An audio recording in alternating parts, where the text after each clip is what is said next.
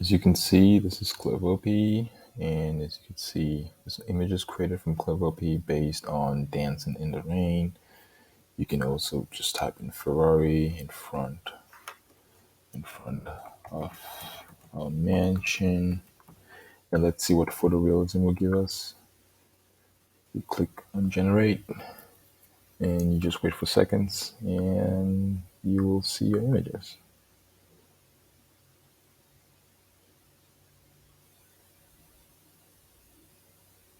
As you can see, AI creates you license-free images of Ferrari in front of a mansion, and you could always change whatever perception you want in terms of style. Just select whatever you want here, put the text, select how many images you want, the size you want, click generate, and you should be able to see your images populate right here.